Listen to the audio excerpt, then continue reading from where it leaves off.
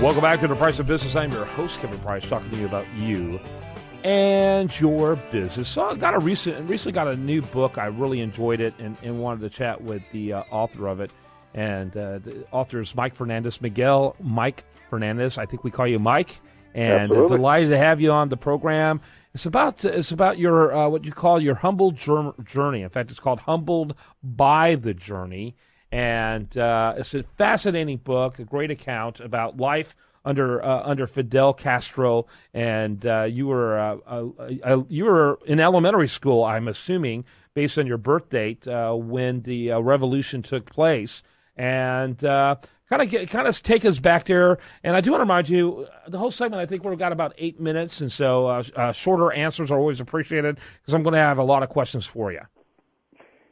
Thank you for having me, Kevin. Greatly appreciate it. You bet. I was born in 1952, so I have very clear memories of what it was like in the early days of the Cuban Revolution, including bullets in our living room and other things that happened while I was a young man. Has been a great journey from a small town in Cuba, living in a rental apartment above a bottle storage warehouse on a dirt street, to the streets of New York City, where I went to a high school, and then the University of New Mexico in Albuquerque, my service in the U.S. Army, and then my experiences in business, which have been both humbling and rewarding. Mm-hmm. Yeah, very good, very good. Tell us about, first of all, how old were you when you left Cuba? I was 12, and we were picked up Christmas Eve, 1964. A military truck pulled up to our house, put my mom, my dad, my sister, and I on the back of it, put us on a DC-3, had no idea where we were going. I still remember the fear in my parents' eyes, because in those days there were people disappearing. And when the plane landed, it was Mexico City, and we had no idea where we were. My father did not have an ID, not a cent in his pocket at the time. Okay. And so how did that transpire? Well, he was a person who stood up for his principles. He's always been a very hard-working man, and in 1961, the government of Cuba began to confiscate private property. He spoke about it and actually asked for a hearing about why they were taking his properties. And by his properties, I don't mean that he owned a casino. My father owned a sandwich shop. Yeah. So it is a very small, little, tiny, self-employed business. And from that day on, we became persona non grata. My dad could no longer live in the house that we lived. My sister and I could not attend school because, in fact, we had challenged the authorities. So I stayed out of school until I came to the U.S. in 1964. Mm-hmm. Mm-hmm.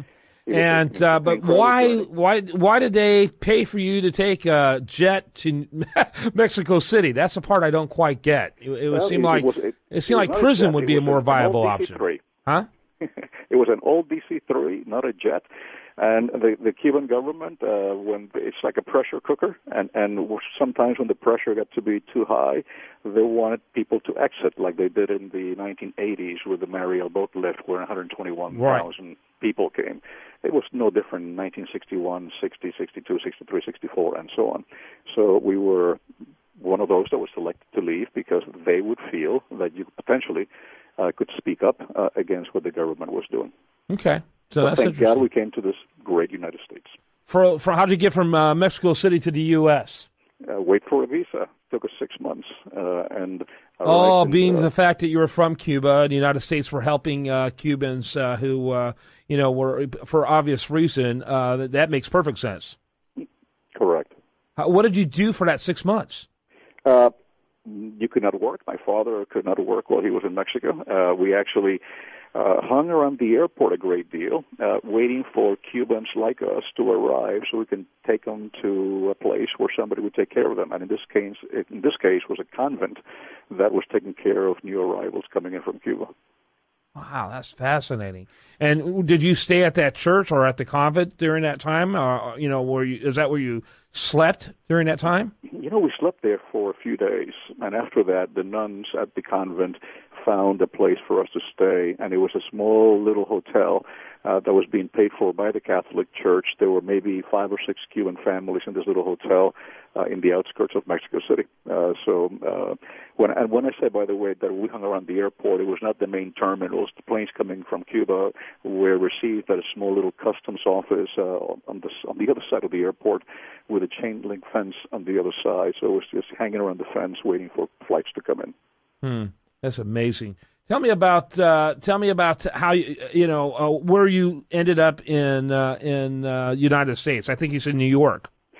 Ended up in New York. I was lucky enough to receive a scholarship to go to a private Jesuit school in New York City, one of the better academic environments. And when I got home and told my dad that I had a scholarship, I thought he would be thrilled. And he asked me if I had a scholarship because of my good grades, and I said no, I got a scholarship because I'm Hispanic. And he didn't quite understand that, and actually asked me to stand up, and then asked me, "Are you missing an arm or a leg?" And I said, "No, sir." And he said, "Well, then you haven't earned that scholarship. You go to work. You pay half of the tuition, I pay for the other half." Wow. So I worked through my high school's years, 5 days a week working at a psychiatric hospital, and on weekends at the American Museum of Natural History. And I will tell you that I appreciate my high school education as much as someone else would appreciate their PhD. That's fantastic. What an incredible example that your dad emulated. You got to love that. So tell me about the journey since then. Well, it's been a great life. I left the Army in 1975. My parents had moved from New York to Miami. I moved to Miami, did not know anyone here, got a job as a door-to-door insurance salesman. First week, I must have knocked on 300 apartments and had no luck. And I was about to quit because it was too hard.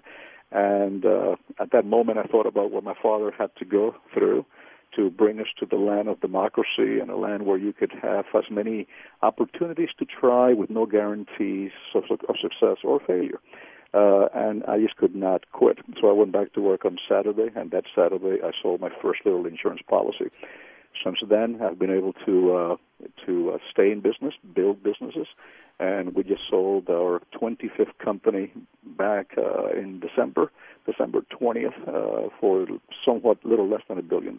Wow. That's a phenomenal story, Mike. I appreciate you so much sharing it with us. It's nothing like coming from a place of totalitarianism and despotism to be able to really understand freedom. And Americans in this country rightly complain about how taxing and how stifling regulations have become. But if you come from a place like you came from, it's amazing what you can do with the limited amount of freedom that was made available here. And it seems unlimited compared to a place like Cuba. So thanks so much for sharing your story. Your book is really quite awesome. It's an incredible image experience as well as a great message. How do we get more information about the book, Humbled by the Journey? Well, you can Facebook page is Humbled by the Journey. It's the name of our Facebook page. I will tell you that one of my business partner, Magic Johnson, and I launched this book 2 weeks ago, and prior to the launch, we had already sold over 20,000 copies. By the way, all of the money goes to help early childhood education. Not a penny comes to me, so it's going to a worthy cause. Awesome. Thanks so much for being with us. Thank you so much for having me, Kevin. Do you want to remind the listener that the best content here, including this interview, can be found over there at usdailyreview.com, and you're listening to The Price of Business.